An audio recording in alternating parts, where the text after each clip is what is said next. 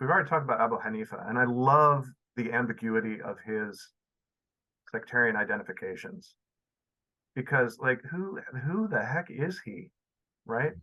I mean, he's not a Sunni. He seems to be pretty clearly associated with the Murji'a somehow. But Roxy, as you pointed out, like he's participates in some Alid rebellion. So like, who the heck is this guy?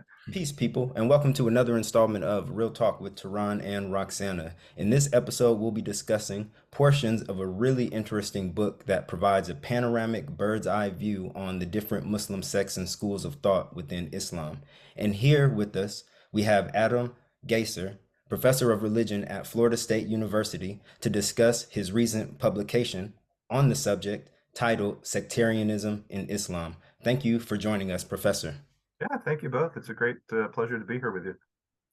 And this is your second time around. And if anybody wants to know about all of the publications you have out, you have a academia edu page full of articles.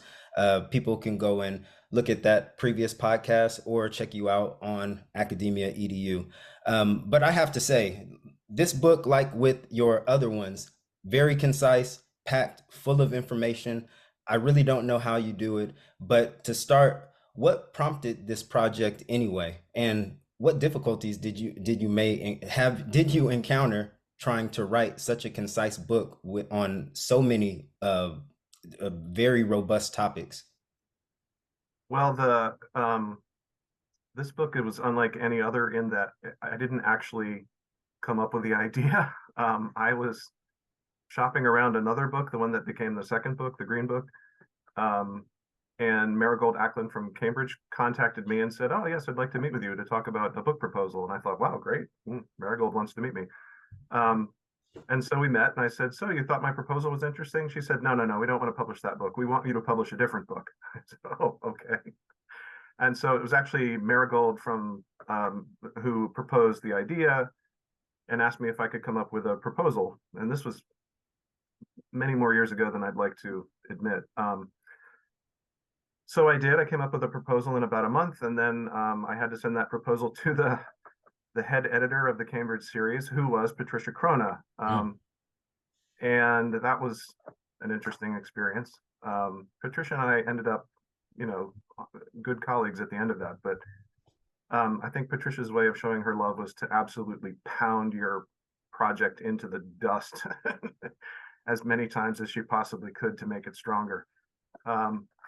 So that's kind of how the idea came about. It wasn't really my idea, actually. And it came about in concert with thinking about sectarianism, so-called, with Patricia Crona, making this proposal. And of course, Patricia's amazing. She was brilliant. So a lot of the really good ideas in here are actually hers. And then I had to write this other book. So this one kind of sat in cold storage for a couple of years. And eventually I got around to it. And when I got around to it, I realized that I have to write a book about sectarianism. And that is really hard to do. The terminology is troubling. The sort of intellectual, some of the intellectual apparatus that we had inherited or we have inherited to speak about sectarianism, I don't think is very well suited to speaking about these groups that Muslims have sort of developed among themselves. And then I had to figure out, like, how do I actually want to, this was supposed to be an intro book. I've never written an intro book. How am I supposed to write an intro book responsibly about this thing called sectarianism? It was incredibly difficult. And I had to the first thing I had to do was come up with a way to try and speak about sectarianism, which was this sort of narrative identity idea. And I don't know how successful I've been with that, but time will tell. And, lots of graduate students probably taking shots at it will tell too, but it's fine. That's Well, the short answer, Taryn. And then I had to just sort of, once I figured out how I kind of wanted to write it, I just sort of slogged through it. It was a very difficult book to write. well, from the perspective of someone who is a non-academic who has read the book from cover to cover, I mean, I thought it was a really good read, very eye-opening. It turned my attention to many sects that I had no idea about, one that we'll talk about later, as well as the origin stories of many sects that I was somewhat familiar with, but definitely didn't know how their school of thought or sect originated, came about. And speaking of the term sect or sectarian, you open your book with a discussion on the definition of the word sect and its etymological origins. You compare the Latin word secta and the Latin verb secre, if I'm even saying that correctly, It's and how the sorry, I latter, don't speak Latin. you know, oh, they took it out. I heard that it was something of the norm to learn it back in the day, but they kind of removed it as something that they teach you in schools.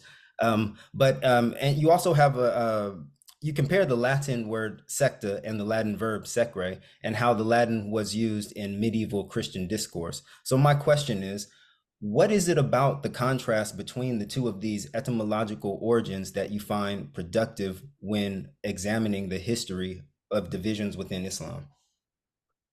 Well, I think etymologies are interesting insofar as maybe they give us a little glimpse as to how people were thinking about these words. Um, and so I also think if you're going to start a project about a big conceptual thing called sectarianism, you really need to look at the history of the thing and try and pick apart sort of what's going on. And that etymology was my way of kind of getting into how the West, whatever that is, maybe inherited a discourse about sectarianism that has in some way impacted the way that we think about it now. And I discovered this interesting thing. I didn't know this, but secta actually doesn't mean to break off from. It means like way or path, almost in the way like Dean kind of means way or path. But medieval Christians made this sort of Latin mistake, I guess, and traced it to a different word, secare, which means to cut off or to branch off from, right? And the only reason to kind of bring these things up or to think about them is to note that when medieval Christians seem to be thinking about these things called heresies or sects, they seem to be thinking about something that branched off from Christianity, like the Catholic Church, essentially, right? So you have this main body, the Catholic Church, and then these other groups kind of branch off from it. And what that presupposes is a main church and then these little offshoots, right? And that does seem to be the way that we tend to think about sectarianism, at least the way that most kind of sociologists like Max Weber, or it's a binary, right? There's this thing and then there's that thing, and you kind of put the two together. And this is kind of the mother church, and this is the sect. And Where speaking of Max, I'm sorry. no, go ahead, Taryn. Oh, no, no, yeah. And speaking of Max Weber, the German sociologist, he offered the first sociological characterization of a sect. It was then picked up by his colleague slash theologian Ernest Troeltsch, forming what you've termed in your book as the Weberian Troeltschian classification of sects. This was then adopted by the American theologian Helmut Richard Niebuhr, who would develop their ideas even further, as well as many other sociologists after them to kind of contribute to the theory. Could you explain what the Weberian Troeltschian classification of sects are, and whether or not they are relevant when discussing sectarianism within an Islamic context? Well, I can explain it how I understand it. Weber is a complex character, and there are many ways to kind of get at his thought. The way I understand what Weber was trying to do, first of all, he's sort of the first attempt at being a kind of neutral academic definition of sect, right? You have Christians who are thinking about heresies, but that's clearly a polemical term. And so when you have academics in the 19th century trying to think in an academic term, they're trying to find a way to sort of be a little bit neutral about the way that they're speaking. So Weber is trying to kind of create a sort of neutral system to think about this phenomenon called sectarianism, right? So he comes up with this idea, but Weber is trying to understand Christian Europe. That's explicitly what he's doing. And so he comes up with a model which, has a church, and then you have sects are a thing that break off from churches, right? And he sort of creates these types. He creates a kind of definition, right? A church, you're kind of born into it, and the church is kind of the church is what dispenses grace. A sect is something that you voluntarily affiliate with, and grace is sort of more dependent on how you act. It's a little bit separate from the church. So he creates these kind of types to try and understand the difference between basically Catholicism and the Protestant Reformation in Europe. And then his student Troelsch gets on board and he modifies that a little bit. Reinhold Niebuhr modifies that a little bit. You know, Niebuhr notices that, for example, people who are, you know, initially you may be volunteering to join a sect, but the kids of that are going to be born into it. So it becomes kind of church-like, right? So, you know, things like that. And then other sociologists took that up and they expanded the types. So what you have is a typology, essentially, of sectarianism that grew up in the Western Academy that's trying to understand what are these things that we're looking at. And that's all fine and good, but I don't necessarily think that that is incredibly helpful when you're talking about Islam and you're talking about Muslim groups for a couple of different reasons. Some of them more, you know, some of them deeper, I guess, than others. On the surface, there really is no church when we're talking about early Muslims, right? There isn't this centralized entity that exists in the early period. There's no Sunniism, right? Sunniism doesn't really evolve until, you know, Baghdad in the 9th century, maybe. And it's a small group, and it takes until, you know, maybe the 12th century to really become kind of a majority. And then you have the Seljuks create the madrasa system, and that spreads kind of this thing we know as Sunniism all over the world. So there's no Sunniism in the early period. There's no center. There's no, I mean, the Umayyads, okay, maybe we could think of the Umayyads as a center, but they were kind of unpopular in large segments of the Islamic world, right? I mean, they had their supporters and they had their scholars and they were a center of sorts, but they're not the Catholic Church, right? In the early period. So what you have instead are these different groups in different cities and different areas, and none of them are really the center, and they're all kind of competing to be the center, right? They're all kind of competing for popularity, but nobody is actually that. So the church split off from the church model doesn't really capture that. Also, this idea of being born into a church and choosing to be a sect, that doesn't really play out all that well when you think about the Islamic situation as either. So I needed a different way. I needed a different model. And then the other problem, and this is a little bit deeper, if you think about what Weber is doing, he's creating a type, he's creating a kind of definition, and then he's sort of, if a group fits that definition, then they are this thing, they are a church. If they fit this other definition, then they are a sect. And when I was thinking about how do people actually operate in these groups today, or probably in the medieval period, you know, sometimes I'm just going to pick Shiism, right? Sometimes being a Shiite is important. Sometimes it's really important. Sometimes maybe that's like the most important thing for people. Sometimes it's not. And maybe even for the same person, that will wax and wane depending on what kind of situation they're in, right? The crowd you're in, the political situation, whatever. I mean, it's not a thing that's constant all the time. Plus, you're not born a Shiite, right? You become a Shiite. You learn what that means.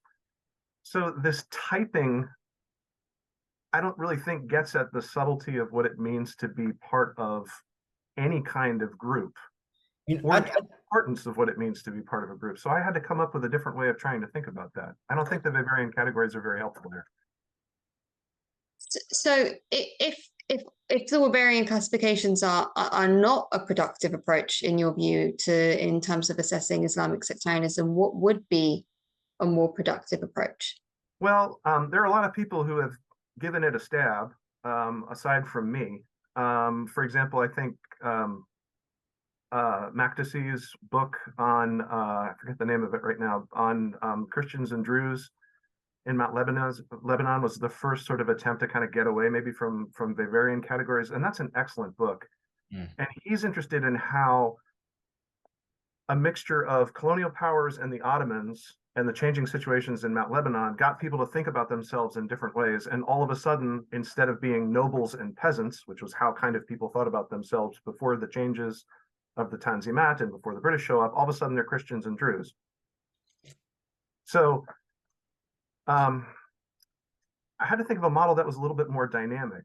Fanar Haddad has an excellent book about Iraq also, where he talks about identities as being like sectarian identities can be more or less important depending on sort of political circumstances and economy, and it takes somebody to kind of make it important, right? So their work was incredibly formative. My friend Najm Haider has an excellent book about the importance of ritual and pilgrimage and these sort of things to the formation of sectarianism in Kufa. When I was thinking about it, and just thinking about how is it that we acquire identities, any kind of identity, forget sectarianism, just, you know, how do I come to know that I'm an American, for example? It's kind of through hearing stories about what it means to be an American and seeing sort of visual cues, even as banal as a postage stamp with a, you know, flag on it. They see that 10,000 times. Monuments, you know, I grew up outside of Washington, D.C. We'd go in and we'd see the monuments, and there's the White House, and you acquire these narratives, and we kind of live in them in a weird way. We sort of inhabit these narratives, and that, in a sense, helps us understand who we are and how we navigate, right? So we know how to navigate. If I meet a Canadian, I know the narrative of me being an American and that person being not American, they're a Canadian. So I was trying to find a methodology, if you will, for acquiring identities or identifications that would sort of tie into that narrative idea. And that's how I sort of came to this narrative identity thing, that people come to embrace whatever part of that sectarian narrative is important to them through stories. And you can imagine how that happens. Again, going back to like this hypothetical person who is Shiite, growing up, they probably heard stories about, if they're 12, about Hussein, right? And they probably heard stories about the 12 Imams, and they slowly would acquire that. They would maybe go to, you know, majalis and hear poetry being recited, and they would have visual cues. They would just, that narrative would build in them as they were growing up. And at some point they would decide, yes, this is a narrative that's important to me, and I'm going to act accordingly. I'm going to mourn in the month of Muharram. I'm going to, you know, wear black on certain days. I'm going to live my life as if there is a hidden imam out there waiting to come and, you know, establish justice in the earth. And maybe some of them kind of know that narrative, but maybe it's not as important to them. And they, you know, like, okay, you know, I know that, but I'm really going to kind of go to business school and not worry about all that. And that just seems to me like a more natural model of how people would actually do this thing called sectarianism. So yeah, I tried to put that into a methodology. I tried to imagine what that would like to mean over the long term. And I think what it means is we pay attention to the stories. We pay attention to the origin stories. We are aware of the fact that it is people who are telling and retelling these stories and probably repackaging them to their own needs as the centuries go by. So we kind of got to pay attention to history. What were the circumstances for this particular person repackaging and retelling that story? And we have to be sensitive to the fact that, you know, maybe there's a segment of people that don't pay attention to this stuff sometimes. Maybe it kind of fades out of importance. Not that, you know, not that people stop being fill in the blank. It's not that you stop being Shiite. It's that Shiism sort of recedes and other sort of things come to the fore. So yeah, that's what I tried to do over centuries. I mean, it was a crazy task, and I'm still not 100% sure I succeeded in the chapters of actually doing that, but that was what was going on in the back of my head. That's really interesting in the way you sort of explained how the sort of narrative identification approach sort of is able to capture the sort of dynamism of sectarian relations. But one thing that I noticed really when I was reading through the 5 different chapters as a pattern that sort of is established in all of them is that every single sect is continually reconceptualized by their own participants. And that there's a sense of evolution and development over time, quite significant evolution and development over time in terms of doctrine and practice, etc. And I wanted to know, how does the sort of narrative identification approach sort of enable you to map that evolution, do you think? Well, it would enable somebody far more talented than I probably to do it better. I tried to map that as best I could, Roxy, but it's a crazy task. The narrative identification approach is probably better suited to a little bit more of a micro history than a macro history. Maybe I'm wrong. I don't know. But yeah, absolutely. I wanted it to be sensitive to the idea that people within a group are in charge of their narrative to a certain extent, right? It is mothers and fathers, it is imams, it is caliphs, it is religious scholars who are telling and retelling the story. And a great religious scholar like a Tusi, for example, or I don't know, Al-Ghazali in the Sunni tradition, they have the ability to kind of recognize how that narrative may need to be accentuated in certain ways for their own time. And that changes the narrative. It does, right? Like Sunniism is different for having had an Al-Ghazali. In the way that Shiism collectively is different from, Tusi and Mutahari. And yeah, I mean, like in a contemporary sense, you can think of Ayatollah Khomeini, right? He narrated a story about Shiism. He narrated a story about proper leadership. And that changed the way that a significant number of Shiites today think about what it means to be a Shiite.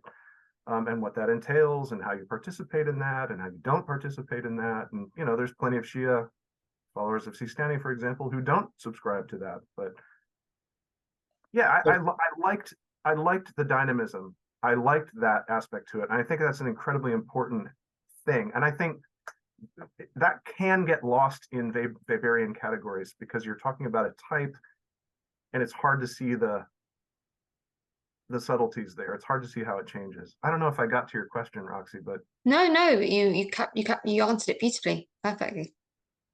yeah, I like that dynamism. I like looking at how individuals or groups of people can actually change the story. They can change the narrative. Maybe we call them reformers, right? Yeah. And unfortunately, due to time constraints, we're not able to talk about all of the sects and schools of Islam featured in Professor Gaiser's book, but we do have questions concerning one and kind of, well, one and a half that we found the most fascinating. And maybe to your surprise, it's not the Kawarij. I mean, I think if anybody was to bring you on about Class, I failed. uh, so, but I hope this isn't too far or stretching your expertise too far. And it's on a group that I really haven't found too much about. If I do a Google search, even of some of the characters that you mentioned in your book, not much I can find about them. On YouTube, there's not anything when you type in the Morgia besides polemics against them, which somewhat coincides with some of the information in your book, I found to my surprise. But okay, so this group that I'm talking about is the Morgia, from Irja, meaning postponement. And they were an early Islamic school of thought. And in your book, you mentioned that the first articulation of this concept was in a letter from Al Hassan bin Muhammad bin Al Hanafiya to his followers, encouraging them to postpone their judgment on the third and fourth caliphs of Islam, Uthman and Ali. So, what were the historical circumstances or events in this period, which was the late Umayyad period, prompting Al Hassan to promote such a position? And was he responsible for laying down the theological groundwork for the early Morgia, not only in regards to first articulating the concept of Irja? Well, from what I can gather, and I'm relying on, other people who have done the original research here, because I am not a specialist on the Murji'a, nor the Sunnis for that matter. From some of the material that I read that I find convincing, it seems like Hassan bin Muhammad al-Hanafiya was trying to, in the wake of a kind of rebellion that went bad, trying to find a sort of politically neutral way to continue to exist, essentially. And so he kind of opted out, in a sense, of the politics. Where you stood on Ali or Uthman was shorthand for kind of where your politics were at the time, right? Your religio-politics. And so he's saying, we're just not gonna even enter into that. We're just gonna let God figure that out on the day of judgment. And for the son of somebody who died in a rebellion and whose followers were exhausted by that rebellion, that seems like a pretty good move to do. And the scholarship that talks about that makes sense to me, why he would do that. What's interesting about the Murji'ites, though, I mean, it's even a stretch really to call them kind of a coherent school of thought. They're a school of thought in the loosest sense, I think. Um, and if you think about what a school of thought is, there can be people in that school of thought who have vastly different ideas about what the main sort of tenets of this school of thought are. And I think you find that with the Murji'ites. They really get to this idea that changing circumstances really change the way that people interact with some of the ideas that they've inherited from people. So yeah, like Irja initially seems to be something that Hassan bin Muhammad al Hanafiya articulates as a sort of political neutral thing. But in the late Umayyad era, you have a bunch of people who are identified as Murji'ites. Maybe they were, maybe they weren't. Certainly, centuries later, people wanted to identify them as Murji'ites. They do seem to have some tie into some of these trends of thought, participating in a major rebellion. Right? Like, where does political quietism go there? Right. And some scholars have looked at this and said, yes, you're going to be sort of neutral on the figures in the past that you don't know about and you can't therefore judge, but the figures that are present that you can see and you can determine whether or not they are being just or not, that is when your political neutrality ends. So maybe there were trends within that school of thought who are like, yeah, okay, we'll suspend judgment on Abi Uthman, but these rotten Umayyads, we are not suspending judgment on. All right, cool. So then that just begs the question, because I wasn't clear from reading your book, when after how do I want to so how did the concept of irja as a political position of postponement of judgment on Uthman and Ali develop into theological doctrines surrounding sin, belief, and salvation? Because you do mention that these concepts were important in early Morgia, but to me, it's not clear who kind of injected these things into the into the school or into this into the concept of irja. Um, and I guess that would lead to another question I have, but I'm not going to jump the gun a bit. Well, the real answer is I don't know. Studying the Murja is very difficult. The sources are very difficult to work with. Joseph Van Ness um, in his huge tomes about the second and third centuries of Islam has done a lot of really impressive work on who these early Murji'a were and kind of what they were all about. So I would, people who are interested more start with Van Ness, and then there are other people who have written very, very well about the Murji'ites. The way I understand one of the dynamics that is happening in the early period is that if you think about the Umayyad period, it's a time of great tumult and there's a lot of revolutions going on, and it's a very politically active period. And so I would think it would be natural that the questions that people are asking, not just the Murji'ites, but also the Khawarij and the early Shia, are questions about leadership. What is proper leadership? What are the qualities of a good leader? We don't have a good leader if you're arrayed against the Umayyads. You think you have rotten, terrible leaders. And to a certain extent, they're probably not wrong, right? We don't know to what extent the propaganda has shifted things.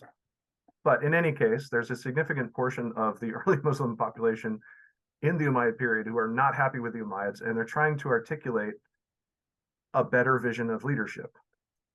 Or they're trying to opt out if you're the Murji'a, or back the right rebellion, whatever. So I think I hate to cut the cake this way because it's really artificial, but you can think of like the political questions maybe preceded the theological questions. Although again, I don't think there's like, that's one way of thinking about it, but I don't think it's helpful to separate the two. But there is what we would now identify as a kind of political concern that is driving a lot of thought in the Umayyad period. Then comes the Abbasid Revolution, and the Abbasids take over, and a lot of the questions that were driving the opposition in the Umayyad period, the question of non-Arab Muslims, for example, and what their role should be, are sort of answered, right? You have the Abbasid caliphs who are maybe not great, but they're good enough for most people. And you have a lot of Mawali, like non-Arab Muslims who are all of a sudden being kind of incorporated into the empire. You have the empire oriented toward the Sasanian realms, or sort of Central Asia. You have Central Asian backers who financed the revolution. So you have this real Central Asian kind of tie-in. All of that. And then, of course, you have, relatively speaking, you have 200 years of peace, more or less, right? That's pretty profound, actually. So these kind of very pressing questions of what constitutes proper leadership for a lot of people in the empire are sort of solved. And the people who continue to not be satisfied with those go on to become, the Shia that we have today, right? And a lot of them continue to be Khawarij, and they're not satisfied with the Abbasids. But for a lot of people, they are satisfied, more or less, right? Like they're satisfied enough that they're not going to sort of foment these revolutions. So, okay, we're in Baghdad. Things are more or less peaceful, and they are for a very long time. What does this allow people to do? This allows people to think of, sort of philosophical, abstract questions. You have these, the salons of the Barmakids being places where, kind of theologians and literateurs and thinkers show up, and they begin to talk about these things. They begin to think about these things. It changes the nature of the question. So I think Irja becomes abstracted a little bit. It's no longer necessarily a question about proper leadership. It becomes a question of faith. And again, I am simplifying grossly, but I think that's one way to think about that transformation. Also, you think about the questions that the Mutazilites are interested in. The question of justice is definitely a kind of pressing political religious question, right? It seems like that for all of the early Muslim Yeah. sects and schools, this concept or this idea of justice. I was surprised to find it with the Morgia. I thought that them postponed everything, even if it was within their sights. And then I was surprised to find that no, we're only postponing people in absentia, and everything else that we can see in front of us, we're going to react to. I just found that it was just surprising to me to read that. It is. It's surprising, and the best we can do as researchers is to try and make sense of that. And again, I'm relying on some people who I think have done a very good job of trying to make sense of that. And I think the narrative they're telling, writ large, is that the Abbasid period changes the game a little bit insofar as in a situation of relative stability, you can ask and think about sort of different kinds of questions, and those can become important. And I so really think that even justice and all of that changes a little bit, right? Like you get more theological, philosophical kind of speculation. Sorry, Terry. no, and I was just going to point out concerning the Abbasid Revolution, and I think a lot of people take it for granted, or at least the people I know personally, it doesn't seem like a huge thing in the history of Islam, but it definitely was the close of an era and the beginning of a new one that changed the face of Islam moving forward and created what would later come to be known as Sunni Islam, which is a huge intellectual tradition within Islam. Um, but just before we actually get too far into the Abbasid period, I do want to talk about the Morjite slash Mawali led rebellion by Ibn Saraj, or Al Harith ibn al Saraj. Not so much about him, because again, from my own research, he's also another figure that you don't find much about. But I'm more interested in Jam ibn Safwan, because this whole time that I've been a Muslim, I've been under the impression that this guy, well, not only that he was very radical in the opinions he held as a Muslim, but that he created his own sect, the Jamites. But I come to find out that he might have been a Morgia. Yeah, we don't really know kind of what he was all about. And here we run into the problem of our sources, right? These sources are always going to be written by a person with a set of concerns and interests to an audience with another set of concerns and interests. And there's always a rhetorical purpose in writing that source. So, I like to, whenever I pick up a source from the medieval period, I want to think about like, okay, who is writing this, to what audience, for what purpose, right? And those are great questions to ask. And you can't always answer them because a lot of times we don't even have the whole source, right? Medieval Islamic sources are what medieval editors decided to kind of cobble together and put together for us. And then maybe there's, maybe we don't even have the original iteration of that, but we have the student or the From the student. So it's this incredible mix of sources and trying to figure out, okay, who wrote this part and to what audience and to what purpose. Sometimes you can't figure that out. The Jahmites, yeah, they're kind of hard to get your head around because they show up so much in the heresiographies in so many different ways, and they're not consistent, and I don't know, it just smells like somebody creating a convenient category in some ways.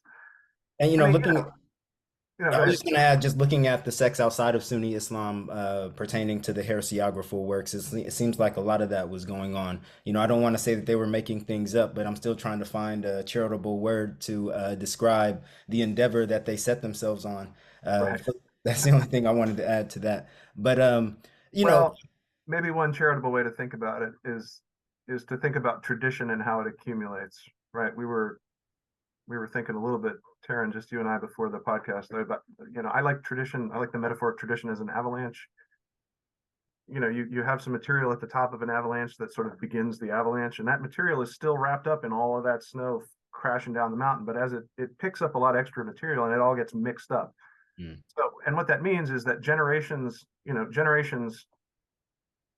inherit material from previous generations, and they don't want to get rid of any of that material, but they have to try and make sense of it, and they have to try and work around sort of the material that they inherit. And still, the author has a thing that he or she is trying to accomplish.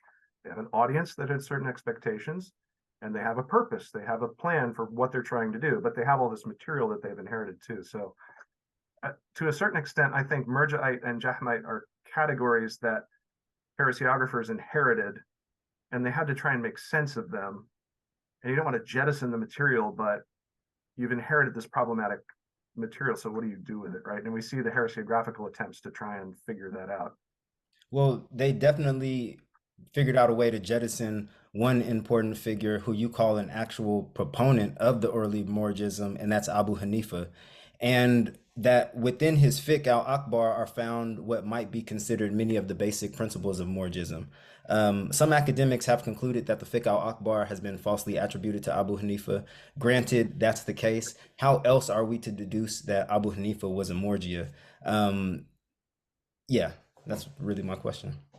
Yeah, I wonder if it matters if he was or not. I mean, or if he did or did not write the Fiqh al-Akbar. I mean, it's attributed to him, right? So people were remembering him in this particular way in that particular time. He does seem to be pretty strongly associated with these trends of thoughts that we identify as Murji'ism, and some of the early, material on him very clearly portrays him as a kind of Murji'ite. I mean, the thing that happens, of course, is that one of the central tenets of Murji'ism is kind of seamlessly merges into Sunniism, right? This idea that you don't necessarily judge somebody on their faith. If they say the Shahada, we're going to treat them as if they're a Muslim. And if they sin, okay, they're a sinning Muslim. They don't stop being a Muslim. That's an idea that Sunnis, not all of them, right? We have the Al-Qaedas, we have the certain strands of Salafism that don't accept that, but generally speaking, that's a thing that most Sunnis are comfortable with. And yeah, so if that's the case, then you got to kind of sanitize Abu Hanifa a little bit. And it's interesting to see in later heresiographers. I think I wrote about Shahrastani. Shahrastani has this wonderful way of basically saying, well, people say that Abu Hanifa was a Murji'ite. I can't believe that that's the case. Maybe he isn't, maybe he isn't. So he sort of hedges in this very funny way, but it's pretty clear that he's like, no, he couldn't have been. I'm surprised. What was, oh, sorry, go ahead, Roxana.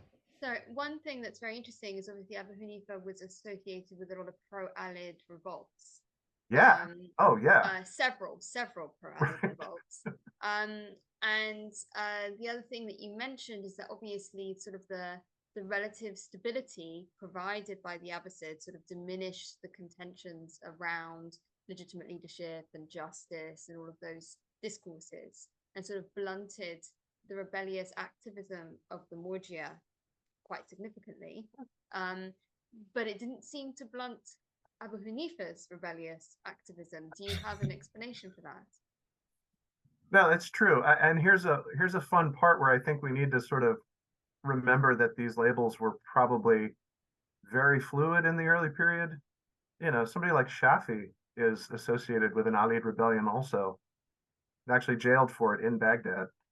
And Najm Haider has a wonderful chapter in his book about kind of ambiguous transmitters in Hadith, like transmitters that you can't really figure out, are they Sunni or are they not? Even the founder of Ibadism, Jabir bin Zayd, has been kind of rehabilitated in Sunni sources as a good transmitter.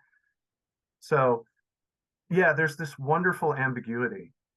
And I would love to, if I had a time machine, it'd be great to go back and sort of figure out like what the heck was going on. Right.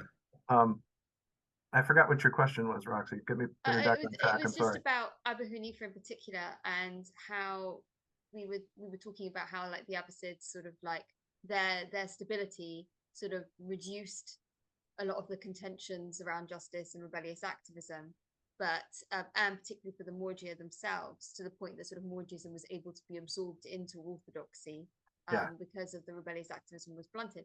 But for Abu Hanifa, that wasn't quite the case, and I wondered what was made his case particularly unique to the point that he's still very much engaged in discourses around justice and supported rebellions. Well, yeah, I mean, he's of course not I wouldn't consider him sort of a fully formed Abbasid subject, right? Like he spans the late Umayyad period into the early Abbasid period, and that is a really interesting period. You have a lot of you do have a lot of rebellions into the early Abbasid period. Absolutely. Nafs Zakiya and a lot of the Zaydi revolts, and those are just fantastic. So yeah, I mean, it doesn't go away. It's also interesting too how much Murji'ism gets articulated by Abu Hanifa's students, and a lot of that in Central Asia, right? Where the Morjite-led rebellion happened.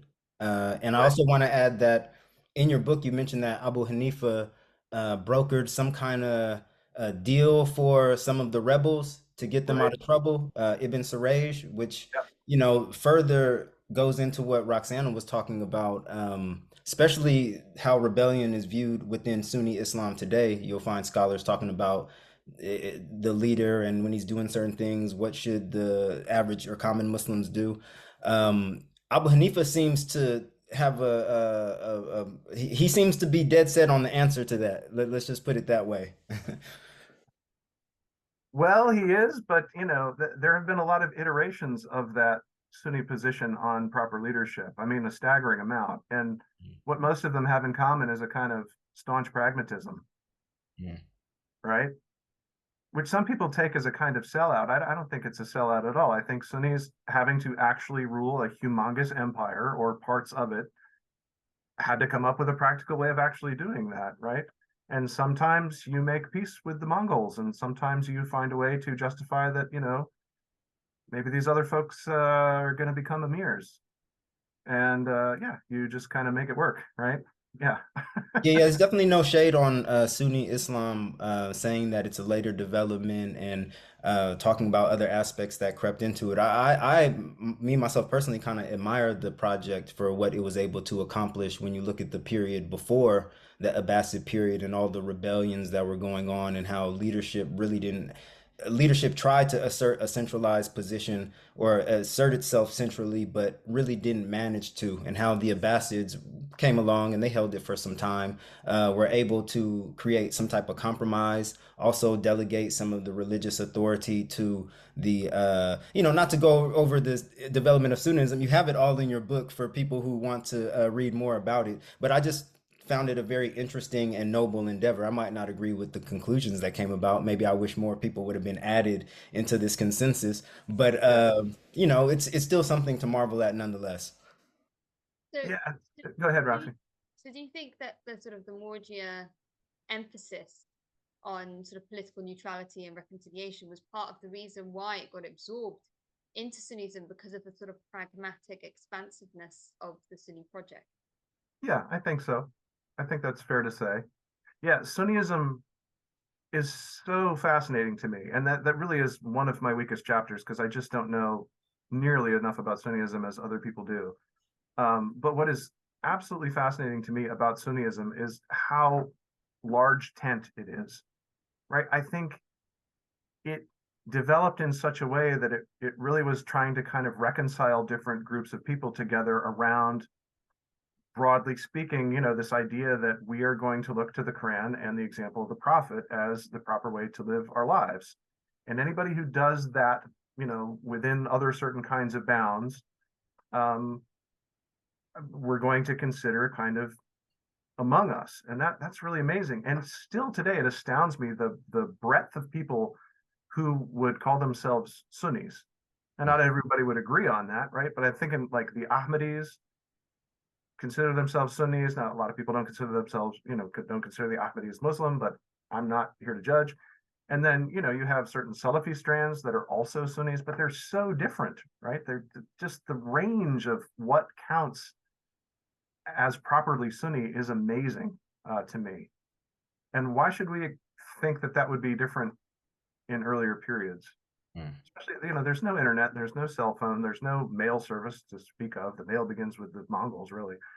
There's vast expanses that we're talking about. Yes, there's a trade network that kind of knits these things together, and you have emissaries, but it's just such a different world. We would expect it to be, to steal a term that some of my French colleagues have come up with, polycentric. Meaning there are different, there are different centers, and there are many of them. And that to me is just really interesting. Yeah, it seems like the regional and provincial attitudes towards Islam didn't exactly go away with the Sunni project. It did create a universalizing methodology, but it still was able to maintain a lot of the variations across region and across thought. So, it's very interesting. I know some of my Sunni friends, when I bring these things up, like, oh, did you know this whole idea of clinging to the Jama'ah started with the Umayyads? They might feel some type of way, but I don't even think that's necessarily a negative, because even how that concept started and then what it developed into and what it meant later, two different things. You can't always hold the words how they're used at a certain point to maybe how they originated. But yeah, it's just totally fascinating. Again, I have to reiterate, your book just totally opened up made me aware of a lot of things concerning the Islamic sectarianism, the development of sects that I had no idea about, and I came away appreciating more sects than what I expected to. So yeah. I definitely think the uniqueness of the book is the panoramic macro view that it offers. The sort of bird's eye view really helps you to sort of see patterns that you wouldn't be able to establish without that sort of panoramic view. And that's, I think, testament to why the book is so interesting and why it's such a unique edition. Well, thanks to you both. I hope it succeeds in that. I'll tell you, it was really hard to write because I am emphatically not a specialist on the Murjites, Mutazilites, or the Sunnis, and I can kind of muddle my way through Shiism a little bit, but what I really know are the Ibadis and the Khawarij. And Roxana had some really good questions for you on that chapter on Shiism as well that we had to cut out, unfortunately. Hopefully, maybe one day she can have them answered. We are coming towards the last couple of questions. Not to hold you any much longer, we're 100% thankful, or we appreciate you taking the time out of your day to meet with us on this topic. So, in your final chapter on sectarian ambiguities and relations, you attempt to recomplicate the neat divisions created by the focused chapters that preceded it and problematize the structure of your own book. You talk about how labeling a particular group Kharijite, Shiite, Sunni, Mutazilite, or Murjia can be a convenient shorthand, but often the utility of this shorthand breaks down when faced with times and places in Islamic history when the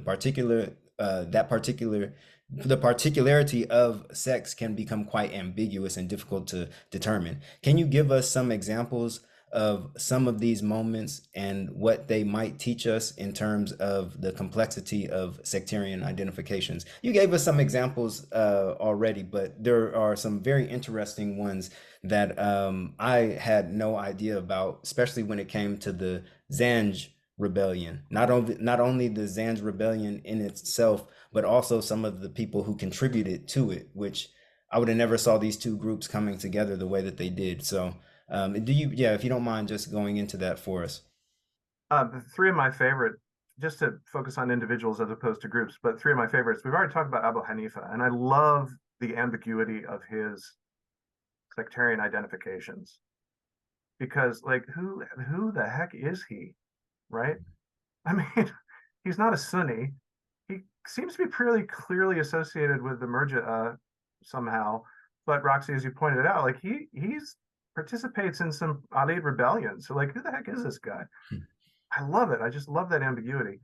Another two figures that I find very fascinating are Hajibek Tashveli, this Central Asian Sufi saint who kind of wanders in the wake of the Mongol conquests into Anatolia and establishes, well, he establishes a couple of things. I should say, really, his memory is used in a couple of very interesting ways.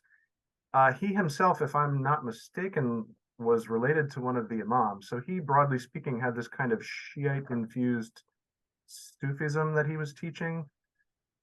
And it was taken up by some of these other groups migrating out of Central Asia into Anatolia. And eventually we get this thing called Alevism in Turkey that, you know, sort of holds Hajibek Tashveli in a very high elevated place, and is kind of Ali'd in the broad sense of that term, right? At the same time, he gets picked up by the Bektashi order, and this Bektashi order eventually becomes one of the backbones of the staunchly Sunni Ottoman Empire. So you have this guy's memory going in two very different sectarian directions, which I think is just wonderful. Again, it's a testament to how groups can use the memory of these folks in ways that we might not expect, right? Or in ways that suit them. Of course they do. The other figure, the Ottoman Janissaries were big on this individual that you were speaking about. Yeah, the Janissaries were, again, an Ottoman historian could probably correct me, but my understanding is that the Janissaries were operating from within the Bektashi Sufi order, or at least the higher cadres were. The other figure who I love is Tamerlane, you know, Timur Lane, who's this Central Asian conqueror, kind of models himself after Genghis Khan and sets up his, you know, his capital in Samarkand in present-day Uzbekistan. And I love him for a couple of reasons. When I was 20 years old, I was living in the the ex-Soviet Union, the newly redubbed Russia, and I had a chance to go to Uzbekistan, which had just become an independent nation again. And I was wandering around Uzbekistan, and basically we had to bribe our way into Timur's tomb. I think we paid like $1. Yeah. And you know, the guy with the key at the gate, the ever-present man with the key at the gate, let us in, and there was Timur's tomb. And I hadn't even studied Islam in any profound way at the time, but I was just taken to just first of all, the incredible beauty of this place. It's called the Guri Amir Mausoleum. It's in Samarkand. It's stunningly beautiful, first of all. And there's this really intense jade green tomb. And I'm like, oh, wow. It turns out that's not Timur. Timur's tomb is next to the stunning jade green tomb. The jade green tomb was his Shiite Sufi advisor, right? Who he had buried right next to him in this amazing mausoleum of his. And so Timur, again, we would class him as like Sunni. He supported the Hanafis, but at the same time, Ibn Khaldun thought highly of him. Yeah. And met him as an emissary in Damascus, or met his armies. So he's, you know, like broadly speaking, he's Sunni, but he patronized the tombs of the imams. Apparently, he paid for all of these Muharram celebrations. You know, one historian, I forget the exact quote, but he's like, he's pretty obsequiously Shiite in his in his piety. And I think what's going on is that it no longer makes sense to think about Sunni and Shiite. In the wake of the Mongol conquests, you have a new order emerging, and what really is the order of the day is a kind of mystical orientation that is developing, kind of oriented toward India and Pakistan and Central Asia. And in that context, Sunni Shiite maybe have fallen in importance. And so you get a character like Timur, who apparently with no problem whatsoever can patronize the Hanafis, but also have the Shiite advisor. And have love for the imams, and all of that can happen together, and it's seemingly not a problem. I think the problem is with us, who have to like, oh wait, he has to be Shiite or he has to be Sunni. No, he doesn't. That's something we need to get rid of. I love him. I love that idea that maybe this doesn't matter sometimes. Definitely. And just going back to what we started off at the beginning in terms of sort of the narrative identification approach, I think that approach really does capture those moments of ambiguity, those moments where things intersect and overlap and blur to such an extent that a sort of other approaches wouldn't be able to quite map, if that makes sense. But one of my favorite quotes from your book is in right near the end, you talk about how progress in knowledge comes from a willingness to explore beyond the taxonomies we have inherited. And I wanted to know how you hope future scholars, both in Muslim and non-Muslim academic spaces, might build on your work and investigate profitable ways of organizing our knowledge about Islamic sects and their history. Well, if my book can get people interested in these things, I think it will have succeeded.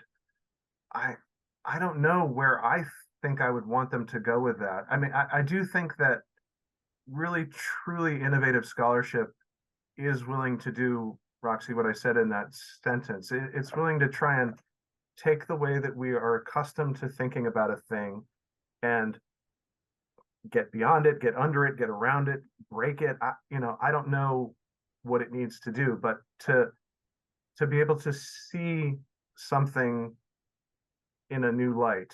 And I don't know what the best way to do that would be. Maybe we need more microhistories of sectarianism. Maybe we need, more kind of macro history. I don't know, but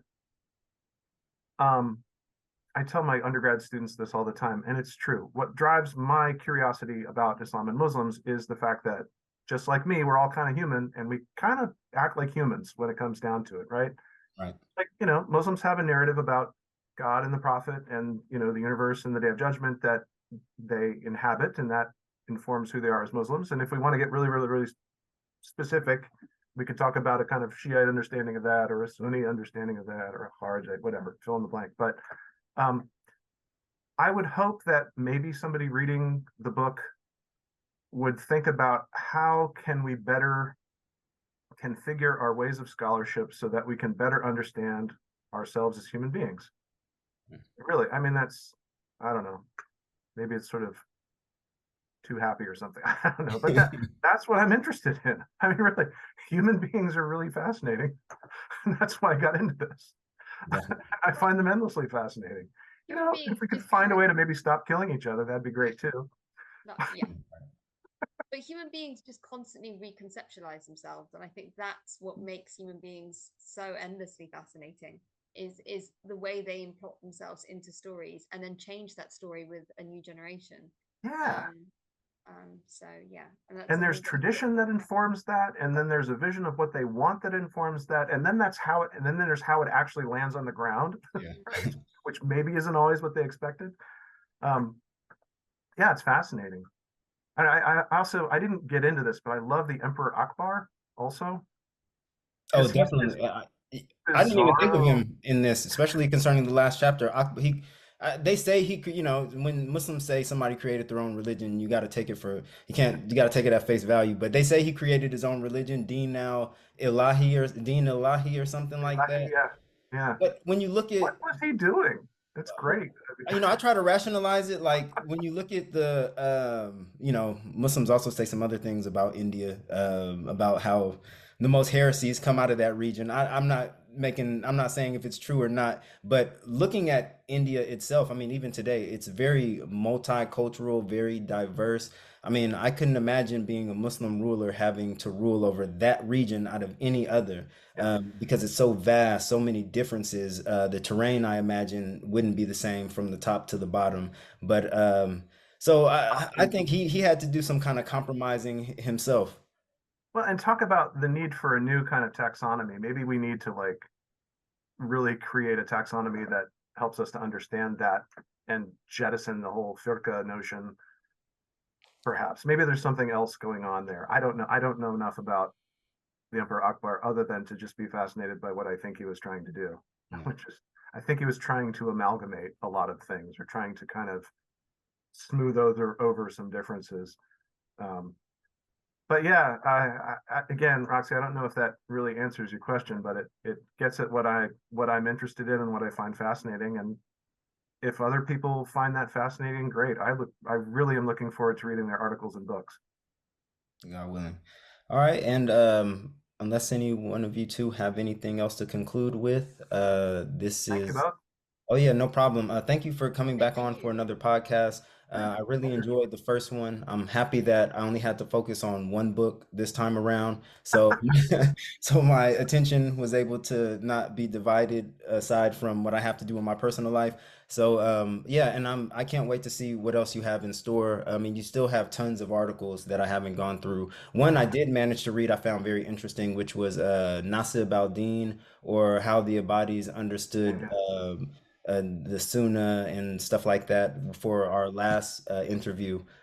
So you still have much more work for me to read and enjoy. So you don't have to rush with writing something unless you got something coming out in the future that you want to give us an exclusive on. But other than that, you know. Well, it's going to be a while because I just started it, but I'm working on an introduction to Abadism. So Okay. long time coming. Um, Is yeah. it gonna just be you writing all the art, each chapter, or is it gonna be a edited a compilation of different scholars? I still would like to see like a Ibadi Kharijite reader of a collection, kind of like with the studies on Ibadism in Oman, how it's a collection of different scholars. That'd be nice to see more of those because Roxana and I have found that series extremely useful in understanding Ibadism and the history of other the cottagism to a certain extent. So, Well, it's going to be written by me, but notice to all my friends out there, you're going to be reading my chapters. Uh,